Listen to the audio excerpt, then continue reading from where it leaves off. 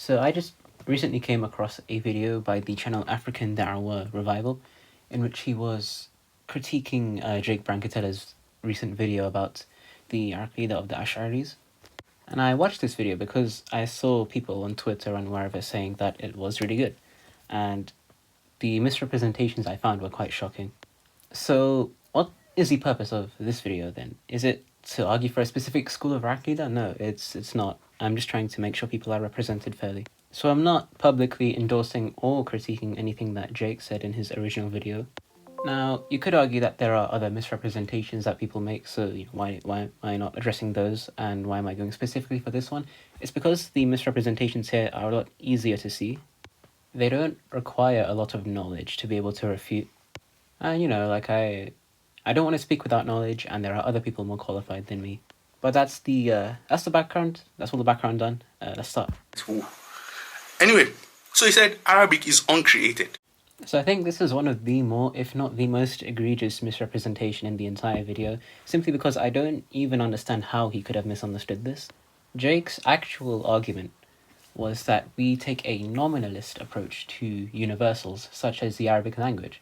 And that just means that we don't say that there's this thing floating outside, like in some sort of platonic realm called the Arabic language, that exists sort of objectively out there in the universe. The only thing that actually exists are particulars of the Arabic language. So that would be anytime someone speaks or writes in the language, that exists. But this sort of concept of the Arabic language only exists in our minds. So basically, the Arabic language does not even objectively exist, let alone is it uncreated on Jake's view. Now, this means that you can say that the Quran, in its actual wording in this concept of the Arabic language, is uncreated, without saying anything further about the language, because all you're saying is that those specific words are uncreated, and that has absolutely no implications for the rest of the language, because that language is just a construct in our minds. And that construct in our minds is made up of all of these times that we observe people actually speaking in such a way that is sufficiently similar that we group it together in our mind. And that's what the Arabic language is on Jake's view. So now I'm going to play the clip of Jake talking about the Arabic language. And I also want to point out that African Da'wah Revival, he didn't do this. He did not post any clips of Jake. He just explained his own interpretation without letting viewers decide for themselves if his interpretation was correct. Now, to be fair, obviously you could just go and watch the video for yourself, but if we're being realistic, people aren't going to do that on YouTube. They're just going to watch one video. If you say go watch another video, people aren't actually going to do that. Now, I do still recommend you go watch his video. I know none of you are going to listen to me. But the point is, if you want to sort of make sure someone's represented fairly, I think it is good practice to include the actual clips that you're addressing. So now I'm going to do that with Jake's video. And while you're watching, I want you to ask yourself, whose account of Jake's view matches better what he's actually saying? Is it Da'wah Revival's view? Is he saying that the Arabic language is uncreated? Or is he saying the thing that I just explained? And they say, well, Brother Jake, don't you believe that the Arabic language is created? Well, in a certain sense, of course, we would say that the Arabic language is created. However, there is no thing, according to Atharis and Ash'aris, who are both nominalists, who don't believe in extramental universals, generally speaking. We don't believe that there is this thing which is called the Arabic language. There are only examples or particular examples or instances of the Arabic language. Like right now I can say, Alhamdulillahi Rabbil Alameen. So that I'm speaking the Arabic language, right? All praise is due to Allah subhanahu wa ta'ala, Lord of the worlds. But there is no abstract thing which is called the Arabic language other than being in the mind as a mental conception. So when you ask, is the Arabic language created? Well, what are you referring to? You're talking about the mental concept. I mean, that I don't think you're talking about that. So when we start getting into details about what they even mean by the Arabic language, we see that their attempted question or response to us saying that the Arabic Quran is not created evaporates. If I didn't know any better, I would have said that Jake was responding to Da'wah Revival because of how bad Da'wah Revival's misrepresentation was. So then African Da'wah Revival goes on for like a couple of minutes ranting about sort of the over-exaltation of the Arabic language that he thinks that Salafis have, where he thinks that they give the Arabic language like much too high status. But if he understood what Jake was saying, then that just wouldn't be an issue because no one's saying that the Arabic language is uncreated. So that's that. Let's move on. Point. So he was appealing to the common people, saying that the common people don't understand Kalam Nafsi and Kalam Lafzi. How can they understand this? Guess what? He said that we and the Asharis, we are nominalists. Do the common people understand nominalism? This, you see, some people know how to talk, some people know how to listen. Do the common people know nominalism? Let's go out in the street and start asking people, what is nominalism? Is your Aqidah, do you believe in nominalism? They don't. So before I explain what's going on here, I just want to note that he did mention nominalism here. So his misunderstanding from what I mentioned before becomes even more mysterious how he managed that. So what he's addressing here, though, is Jake's argument on the Ash'ari position on if the Qur'an is created or not. Obviously, everyone who is in Ahlus Sunnah will say that the Qur'an is uncreated, and the Ash'aris would also say that the Qur'an is uncreated. But Jake is arguing that sort of the substance of their position is that it's actually created on their view, even if they don't want to admit it. Now, I'm just going to reiterate, I'm not endorsing or critiquing that argument here. I'm just trying to make sure everyone is represented fairly. But the critique is that since Ash'aris have the distinction between Kalam Nafsi and Kalam Lafzi, so it's the meaning of the speech that sort of inheres in, it's an attribute of God. And then there's the sort of letter, the form that the speech takes. So you can think of this as like, let's say I say the snow is white in English, and then someone says that same thing in French. Like the wording of those two things are different, but the meaning, the thing that they're referring to, that the snow is white, it's got the same propositional content. Obviously, it's not just going to be propositional content. There might be normative aspects because the Quran does have normative statements and commands. But the point is that their meaning on the Ash'ari view, the Kalam Nafsi, is what is uncreated, and then the letters, so like actually putting that meaning into words, is that's created. But we still say that the Quran is uncreated because the Kalam Nafsi is uncreated. That's my understanding of their view. Now, Jake's critique of this view is that he's saying that when somebody, like when the average person asks you, is the Quran created, they're not thinking about Kalam Nafsi or Kalam Lafzi, but rather they're thinking about the actual like words as well as the meaning. So starting from Al-Fatiha and then ending in An-Nas. So then the critique would basically be to say that, to make this distinction and then say that Kalam Nafsi is uncreated, and then because of that, say that the Quran is uncreated because the Kalam Nafsi is uncreated. That would be an equivocation, according to this critique, because you mean something, by you I mean the imaginary Ash'ari interlocutor, they would mean something different by the word Quran than what the person who is asking it means, and therefore on this critique it would be an equivocation. Now, something very important to keep in mind here is that the critique is not saying that because the common folk don't understand the distinction between Kalam Nafsi and Kalam Lafzi, that because of this it's too complicated for them and therefore that's somehow wrong. The critique is saying that this distinction makes the answer, is the Quran created, misleading, because you're answering, you have like a meaning of Quran different to what the person's asking. So I'm gonna play Jake's clip again so that you can check for yourself if I've represented him fairly there. This is also going to be like a bit of a longer clip because I'm going to have the explanation of the Ash'ari position and then Jake's position.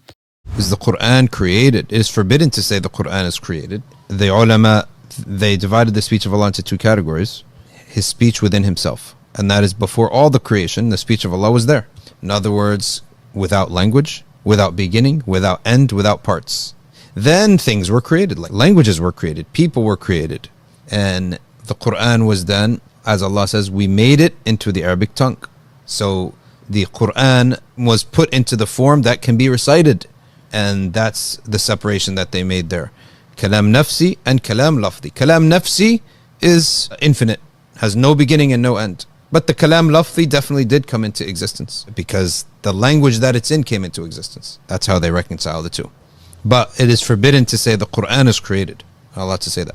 So he gives the standard Ash'ari answer, but at the end he says, it is forbidden, it is haram to say that the Quran is created. But unfortunately, he basically just admitted that the Quran is created, and I'm going to explain why. So what is the standard Ash'ari position? The standard Ash'ari position, which he just explained, is that they divide kalam up into two parts. You have what's called kalam nafsi and kalam lafzi. Kalam nafsi is basically, as he said, it's supposed to be an eternal sifa. It's supposed to be an eternal attribute of Allah subhanahu wa ta'ala that they call speech. But when they explain it and describe what it is, that it's not made up of quote unquote parts, that it's not made of letters and sounds and words, right? When they go on to explain all the things that it's not and give information to describe what they think kalam nafsi actually is, it really can be reduced to either ilm, to knowledge, or will, right? It doesn't seem to really be a distinct sifa in the way that they explain. And this was the refutation of even the Mu'tazila, who refuted them and said, look, what you guys are affirming, we don't have a problem affirming that for Allah subhanahu wa ta'ala, but we don't believe that that's a distinct sifa other than, being reduced to knowledge or will. So that's what they believe is kalam nafsi. Now, kalam nafsi is not Arabic. It's not the Arabic Quran. So when a common Muslim thinks of the Quran, what do they think of? They think of the Quran which they hear, which is recited, which is in Arabic, which they read, which people can memorize and talk about. It's an Arabic Quran. When you use the word Quran to a common person on the street, common Muslim on the street, they have no idea about this concept of kalam nafsi. They're not thinking about this second or distinct Quran that is not in Arabic. So when a person asks, is the Quran created? We're talking generally speaking about the Arabic Quran. Nobody, unless you're familiar with this Ash'ari, honestly, nonsense, is thinking of an Arabic, Quran which is eternal, which is not made up of letters and sounds and is some eternal distinct sifa or anything like that. No, nobody's thinking of that. And then he says kalam lafzi, which basically refers to the Arabic Quran, which is made up of letters and sounds and words and Arabic words, etc., etc. The Ash'ari position is that that is makhluk. So I hope that this, inshallah, makes it clear that Jake's critique here is, it's not about, people finding it difficult to understand the distinction. It's about the fact that people just are not talking about kalam nafsi when they ask, is the Quran created? They're talking about the meaning, but also the actual words as well. So African Dawah Revival's critique of this argument, by saying that common people will not be able to understand nominalism, does not work here, because it's not as if the common people are asking about a nominalism or universals, and they have a specific thing in mind, and then are being answered with something sort of distinct to what they had in mind. That just isn't going on in that example. I mean, the common people aren't even thinking about this topic at all, let alone having specific positions in mind, asking people about it, and then receiving equivocated responses. So now we can move on from that. You should not miss that. Brother Jake he was a Christian. See, I know he's a Muslim now, I know, but let's not forget, it has an impact.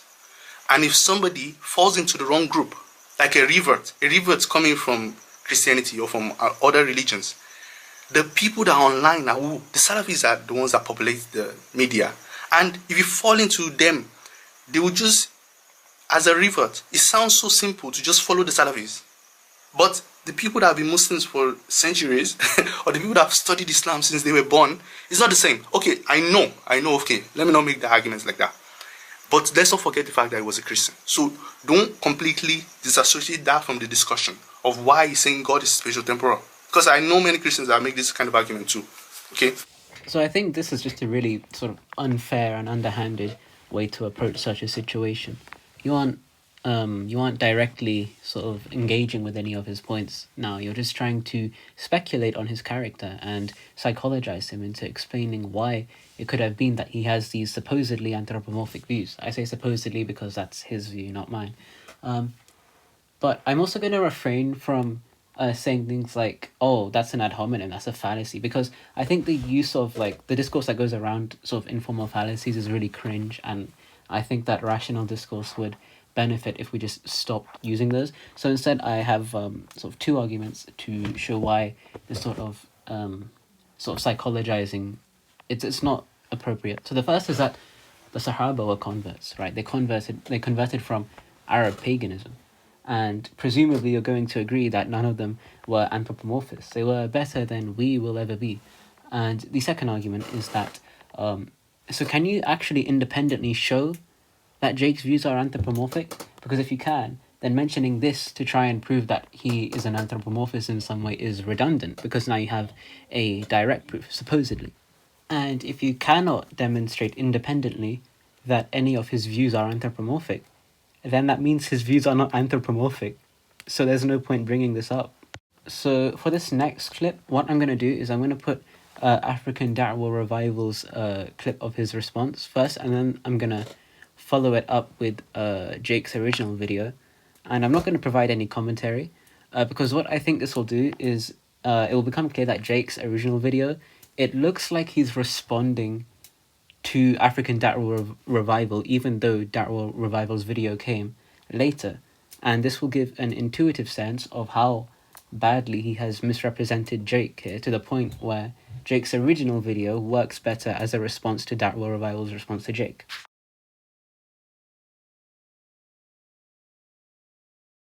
Hesiod, Zeus. Okay, Zeus. Take for instance Zeus. The Greeks, that's the god of the Greeks. Do you think the Greeks followed Aristotle and Plato? No. You think the Greeks were following Aristotle and Plato? Majority of them were pagans, polytheists, and their gods, they actually talk, they speak. In fact, they do a lot of stuff. They run the Zeus and all those other gods. They were real. They talk. They are not like idols, like he said in the video. So here's an argument for Zeus. With the Quran over and over and over again, and one of the refutations actually by Ibrahim alayhi salam and by the Quran of the false idols and other examples of this is that why are you worshiping something which has no power, right? Which does not speak, right? And cannot hear. And so what does that mean is that not that anything that speaks, and see, the Ash'ari will respond, so wait, Jake, you're saying that anything that speaks is a god? No, astaghfirullah.